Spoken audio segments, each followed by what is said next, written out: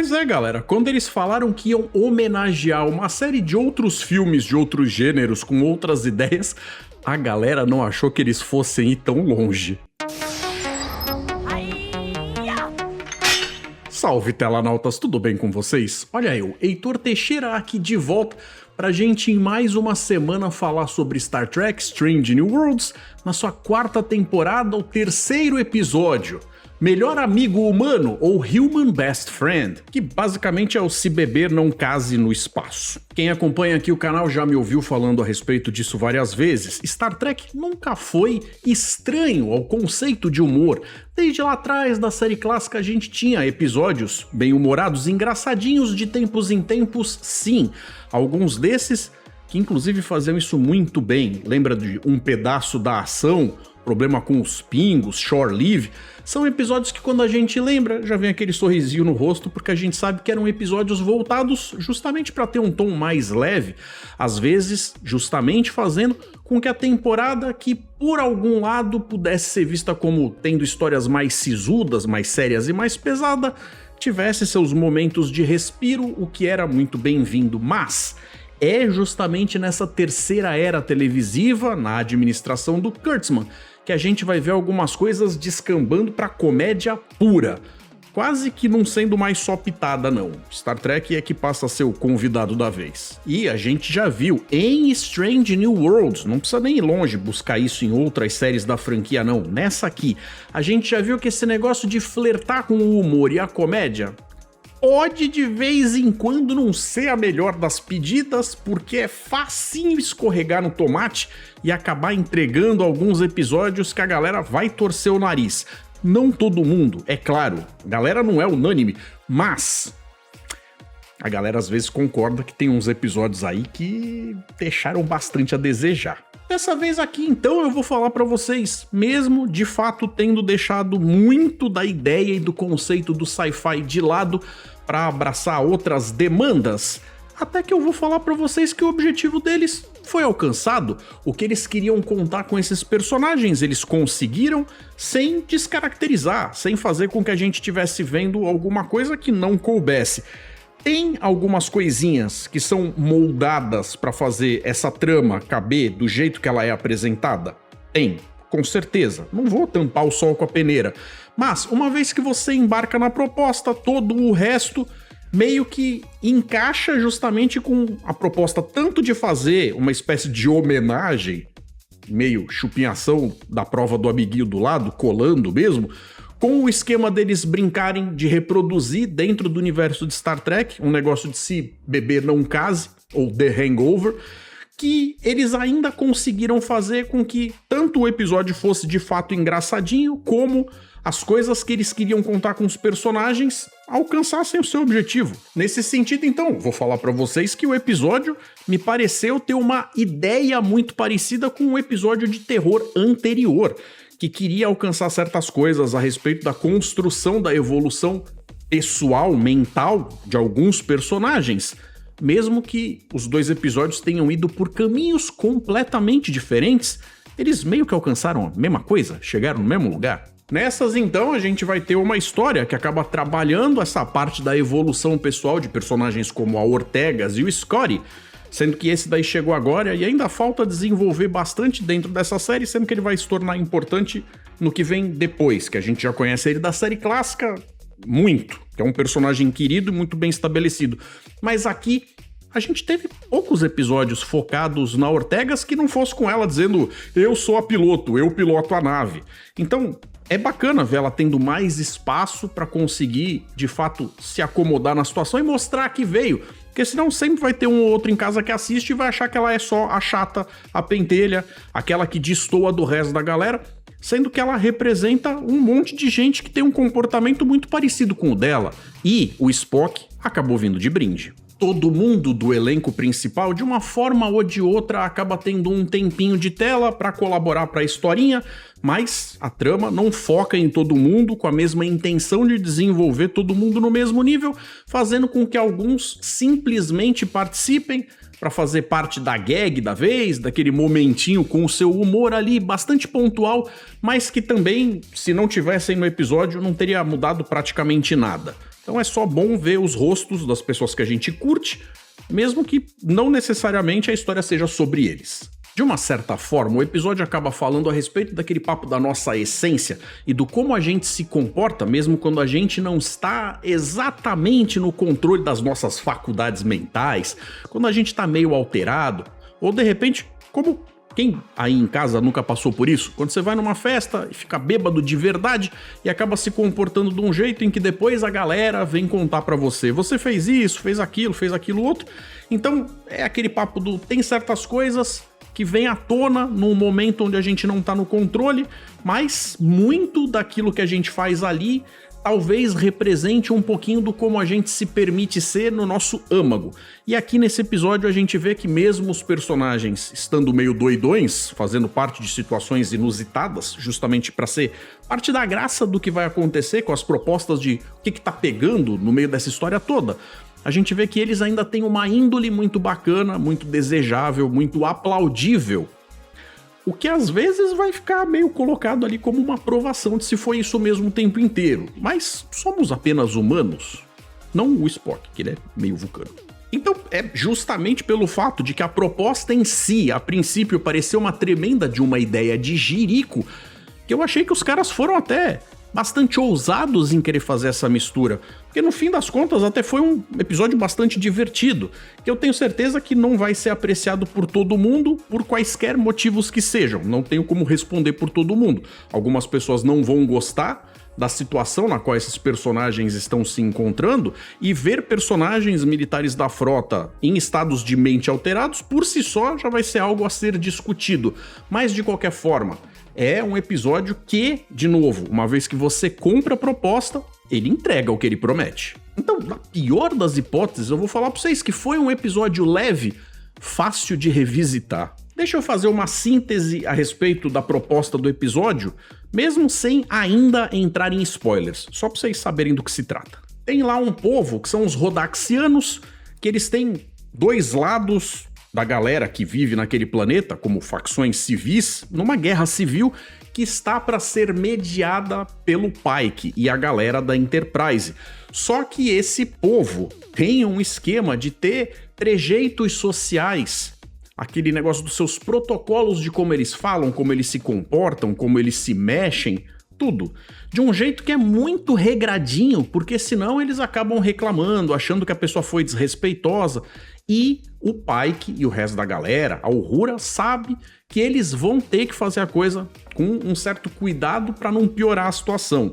Só que a gente tá falando de um episódio onde isto não vai vir sozinho, porque se fosse assim já era problema o suficiente. De uma certa forma, o que acontece nesse episódio, com esse negócio de ter uma espécie que meio que precisa ser tratada de um jeito bastante específico, lembra muito um episódio da primeira temporada da Nova Geração, onde a gente teve lá o Picard e os Jarada em O Grande Adeus, The Big Goodbye, onde o Picard teve que aprender a falar as coisas com uma língua muito específica, um sotaque muito específico, só para fazer o discurso de abertura na hora em que eles se encontram.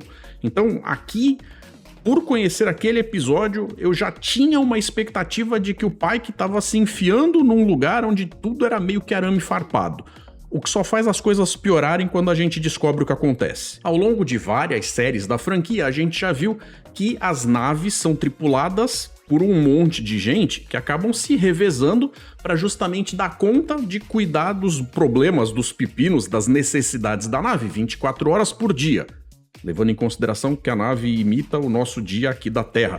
Porque se for uma nave com outros tipos de alienígena da Federação, talvez ela tenha um dia com um horário diferente, mas de qualquer forma a gente vai ter isso dividido em turnos, e normalmente aquele turno que faz meio que o horário comercial que a gente está acostumado seria o tal do turno alfa, com o elenco principal da série, sendo que à noite sempre tem alguém ali sentado na cadeira de capitão, do primeiro oficial, do timoneiro, lá na engenharia, sempre tem gente trabalhando, mas nos últimos tempos, essa galera do turno alfa acabou sobrecarregada e não conseguindo descansar.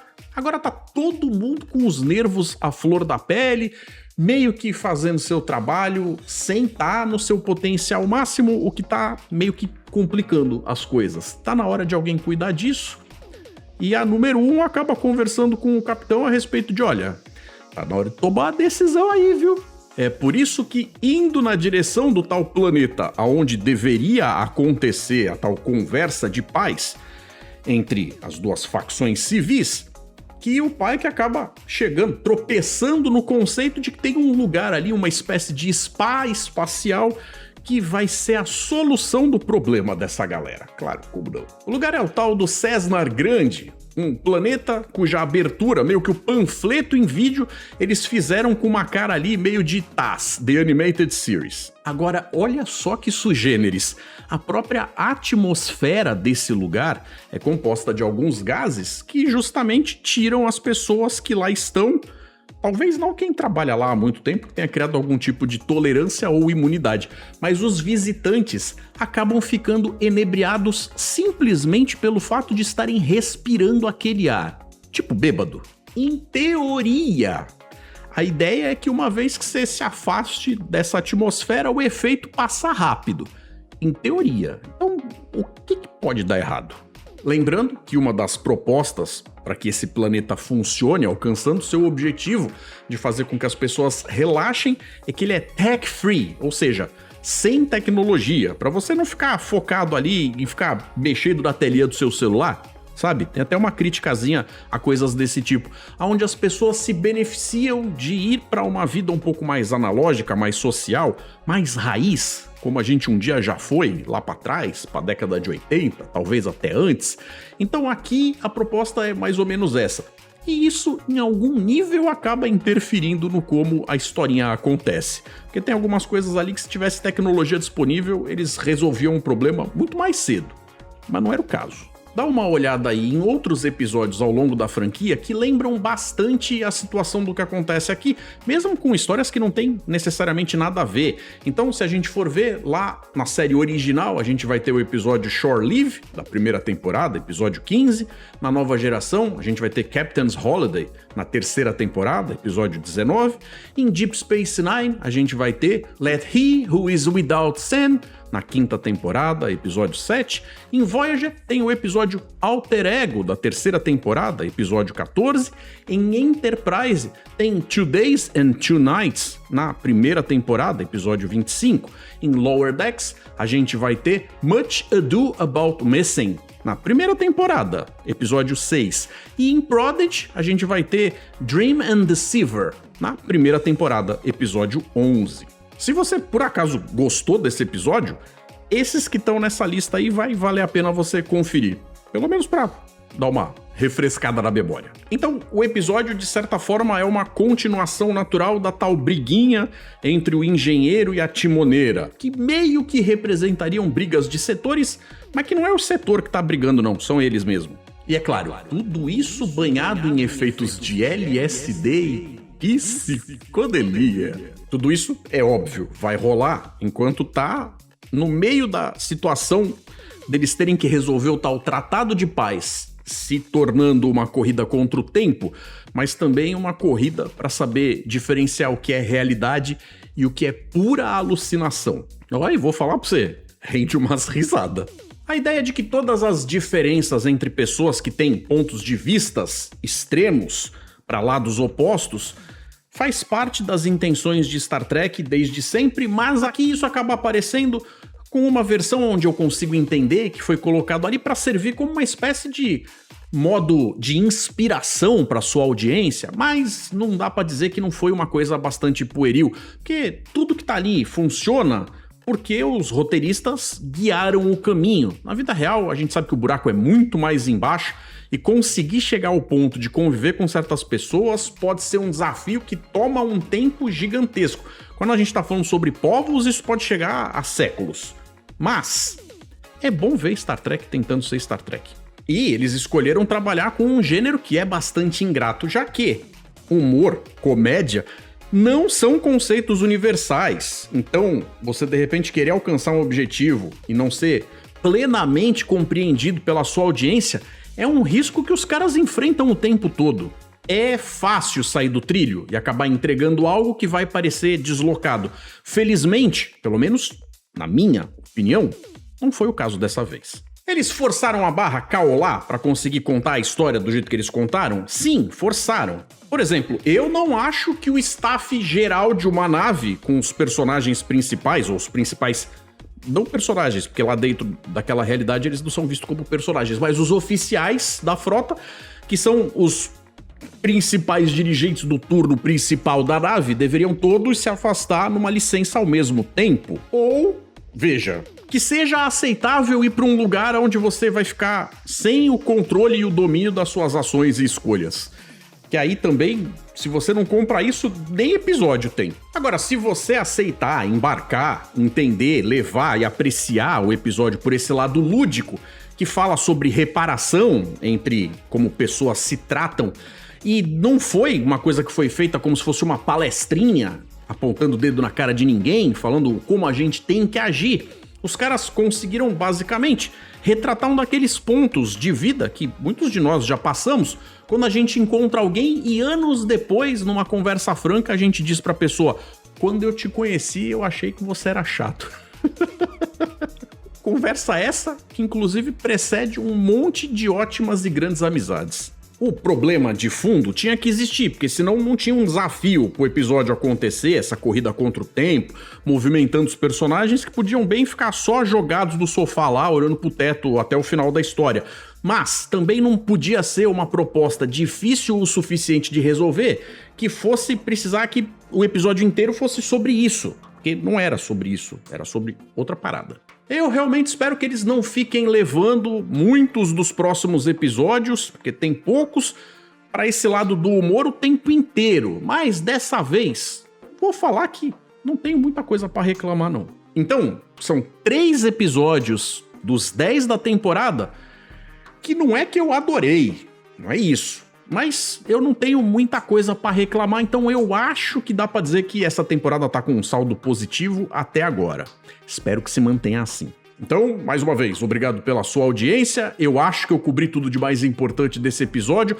Vou ficar curioso pra ver o que vocês têm pra dizer aqui no campo dos comentários desse vídeo pra gente conversar na semana que vem. Vou ficando por aqui, mas vou deixando 2 sugestões de vídeo pra vocês seguirem com o meu conteúdo. Forte abraço, galera. E até mais.